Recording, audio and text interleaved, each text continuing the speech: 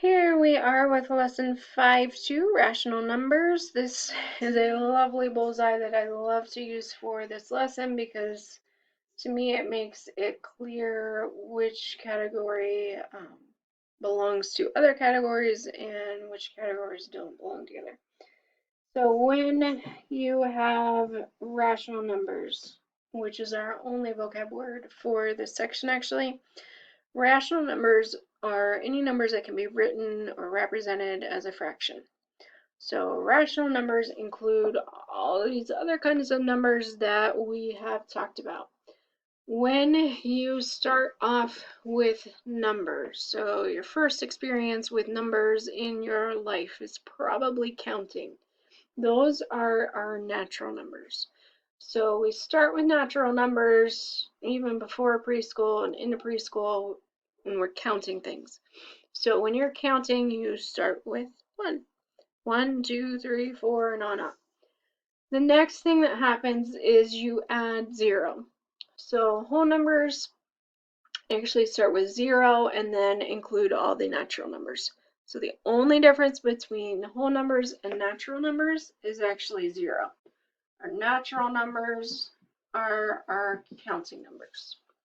When you guys got into middle school, we started talking and learning about integers, those negative numbers. So integers actually have our friends, the negative numbers, and their opposites, the whole numbers. So it goes forever in both ways. We start at 0, we go up, start at 0 and we go down. We still don't have any fractions. We don't have any decimals.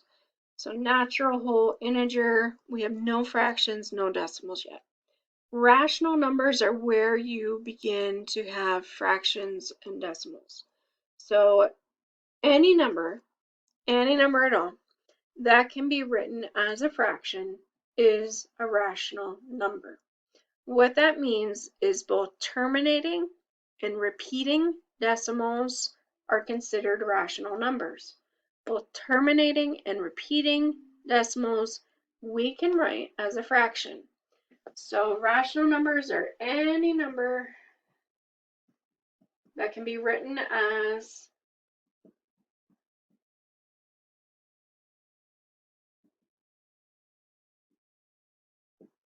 a fraction. So that does include natural numbers, whole numbers, integers. It includes fractions of all different sizes, shapes. It includes decimals that terminate. It also includes decimals that repeat. So rational numbers is adding a whole lot more to our knowledge of numbers. Again, like when you were in preschool, you had the natural numbers, and then in kindergarten, you learned about 0.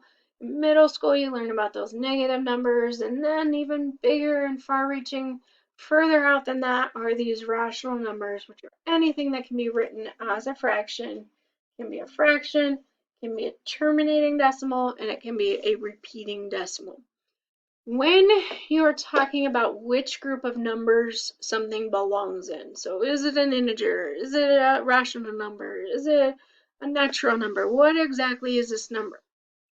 What happens is the number is going to belong to one of these groups that is most specific to it.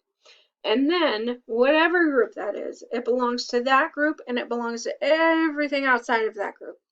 For example, if we're talking about a whole number, say 0, is going to be a whole number, an integer, and a rational number. If you have something like -3, -3 would be an integer and a rational number. If you have a fraction or a decimal, we would have a rational number only. If you are, say, the number 2, then you are that natural number and you're everything else outside. You're natural, you're whole, you're integer, and you're rational. So you belong to your subgroup, your most specific subgroup that you can get the number into, and then everything outside of that you also belong to. If I'm talking about a -3, I am talking about an integer. not a whole number, not a natural number. So it doesn't go in, it goes out. For -3, we're an integer and we're rational. Goes out from whatever the most specific category you can get that number into. When we look into your book, we are going to be talking about writing mixed numbers and integers as fractions. So the first example here, I want to leave this up here if I can. I'm going to try to just write down here. The first example here, we are taking 5 2/3, and we are going to write that as an improper fraction. So I showed you a little bit of this in the last section too. When you do this, you're going to take your denominator times your whole number, and then you're going to add in your numerator. So we're doing 3 times 5 plus 2. We would get 17. That is our new numerator. Our denominator, the 3, stays there. It's still broken into thirds, but now we can represent 5 2/3 as an improper fraction, 17/3.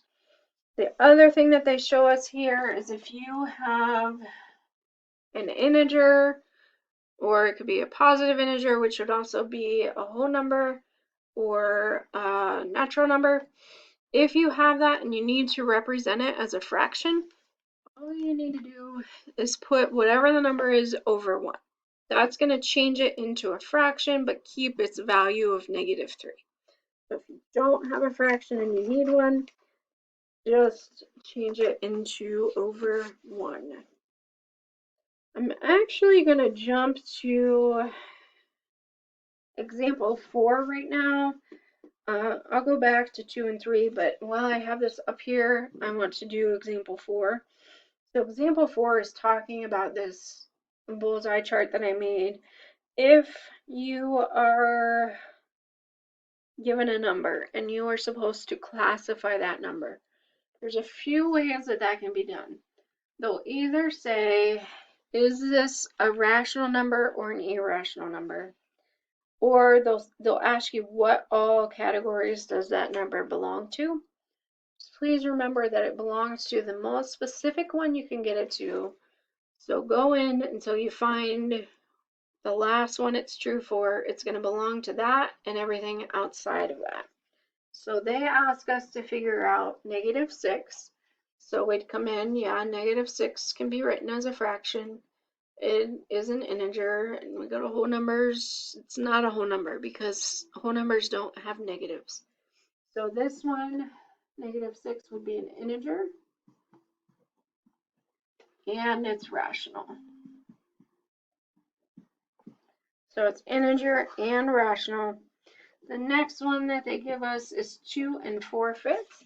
So at this point, 2 4/5 is pretty easy to figure out because anything that's written and can't be reduced as it is has to be, I don't know if I said the word fraction. If it's written as a fraction and it can't be reduced out of being a fraction, or if it's written as a terminating decimal or a repeating decimal, you know immediately it's rational and it's only rational. If you go inside further than that, we have no decimals, we have no fractions. The only place that fractions and decimals are is within the rational numbers. So this would be rational. The reason I say that if it can't be reduced is because if you were given a fraction like this, so 4/2, the deal with 4/2 is, yeah, it's a fraction, it's written as a fraction, so it's a rational number, but what happens when we reduce this? 4/2 reduces to 2. 2, we can go in and say, yeah, it's rational, but it's also an integer, it's also a whole, and it's also a natural number. So 4/2, although it's a fraction, it really is equivalent to 2, so it would be a natural, a whole, an integer, and a rational number. It would fit all of the categories. The last one that they give us is this decimal that just does not seem to know how to end. So it seems to have a little pattern going here. And they have that dot, dot, dot. That dot, dot, dot means it goes forever and ever. It never ends, it never terminates, and it never repeats. So this is a decimal that just keeps on going, and it is not a rational number. If it's not a rational number, it can't be anything inside of that either. So it actually lives outside of our biggest layer here. This is what's called not a real number. It's not real. It doesn't exist. Actually, that's incorrect. This is called an irrational number. It does exist. It's right there, but it is not rational. So this is considered an irrational number. It's really hard to work with these unless you're estimating, because we can never figure out exactly what this decimal is. We can't ever figure out its exact value. We can just estimate and say, well, it's about 9/10, or well, it's about 914,114 millions. Eventually we have to cut it off and round it. Because of that, it is irrational. It's an irrational number. It does not fall into any of these categories. Next up, I'm going to go back to example 2. So we're going to erase this.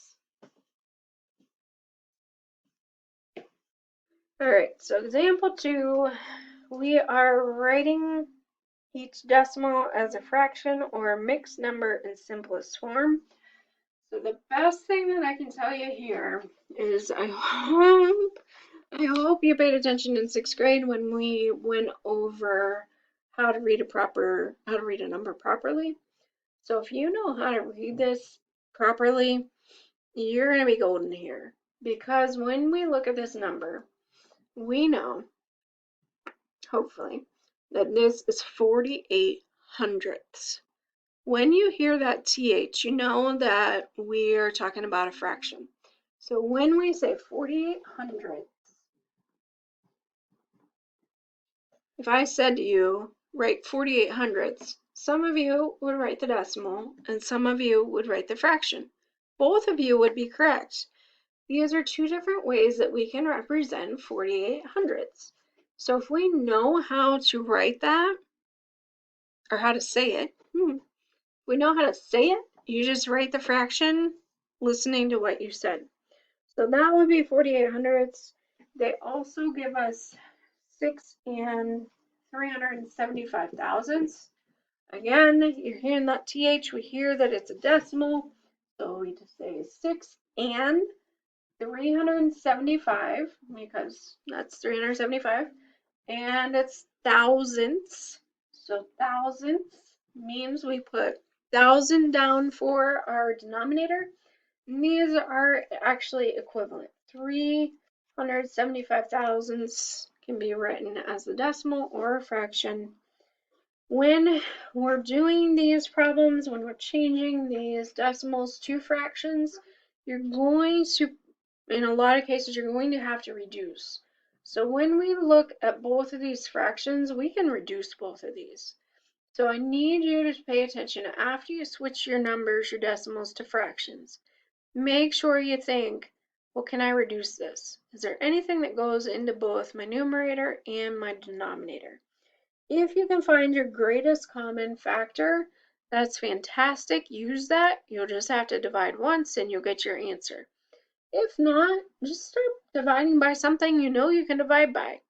So in this case, you could look at 48 and 100. Maybe you say, okay, well, they're both even, so I can divide by 2. So you divide by 2 and you get 24 fiftieths. And then you could divide again by 2. Go figure. And you would just keep going until you can't go any further, until you're in simplified form, which means the greatest common factor between your numerator and your denominator is 1. When I look at this, I think my greatest common factor, chucking my marker again, my greatest common factor is 4. So I'm going to go ahead and divide by 4. And there it is. My simplified form is 12/25.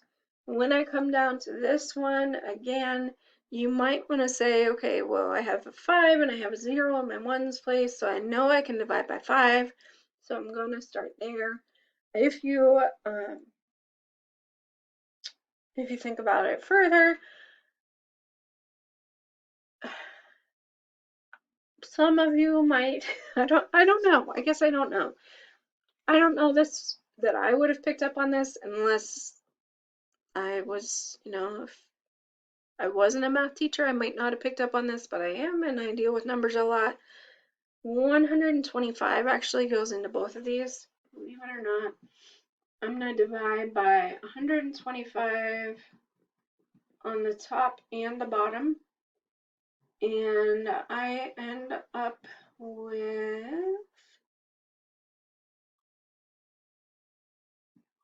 6 3/8 for my simplified answer there.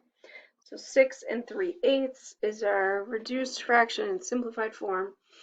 All of these are equivalent, so 6 and 375 thousandths written as a decimal or a fraction, and 6 3/8 all represent the same exact amount.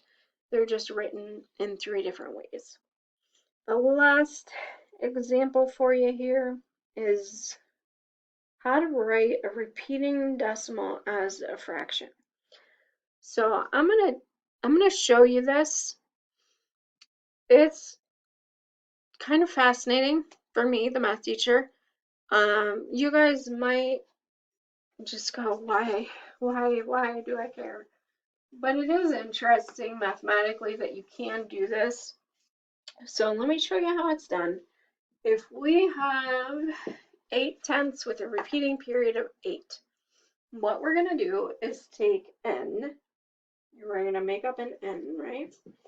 And make it equal to our decimal form of that, where we're showing, hey, that 8 just continues on forever and ever and ever. Then what I do is multiply both sides by 10.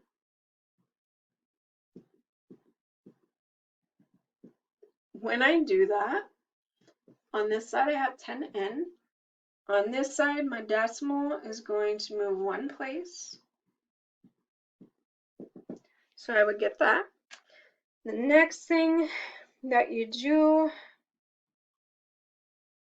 is take your two statements that you had. So we have this one and we have this one. And we are going to subtract.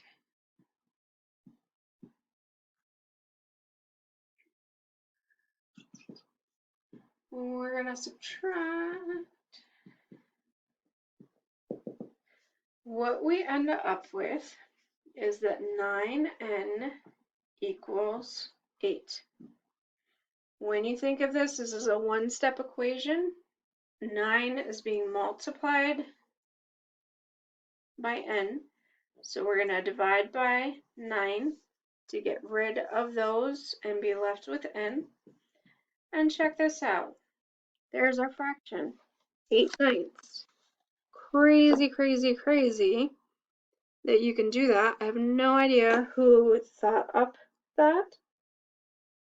Some really smart person, some person that's way smarter than I am. It's really a fascinating, cool way, and frankly, it's not that tough. The only thing I will tell you, and I'll do another one to show you what you mean, show you what I mean. But the only thing to pay attention to is it's important to figure out how many places repeat, because that is going to be the number of zeros you need in this number. For example, if we had two numbers that repeated, we would need 2 zeros. So we would multiply both sides by 100. So let me show you one of those. 45 hundredths, where the 45 repeats. This is what I'm going to do. So if we know that that's the case, we are going to say that n equals, we're going to write a couple of 45s, and that's going to just go on forever. Now I'm going to multiply by something, and what I want to have happen is for my repeating period to come out here before my decimal. So for that to happen in this problem, I need to multiply by 100. When I multiply, that decimal is going to move 2 spots, so I end up with that. Now I can take these two lines and I'm going to subtract.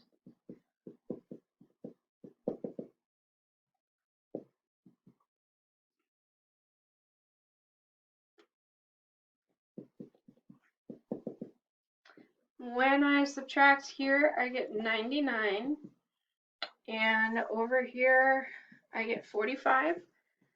I divide by 99, and there's my answer. So if I have 45 hundredths with a repeating period of 4, 5, that as a fraction is 45/99. Pretty cool, huh? It's fascinating. Probably never gonna save your life, but it's pretty cool math trick. Alright, what I want you guys to do is try some of the problems on page 208. Where can I read this? So page 208, I would like you to do numbers.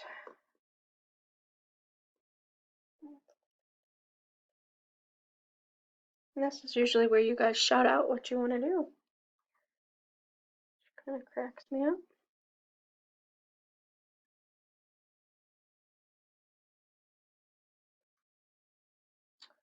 Wow.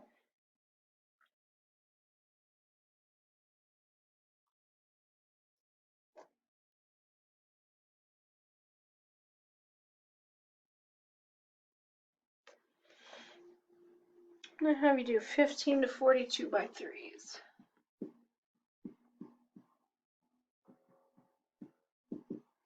Right. 15 to 42 by 3s. And when you do that, submit it and then look for the review video and check that out. Make your corrections. See you guys soon.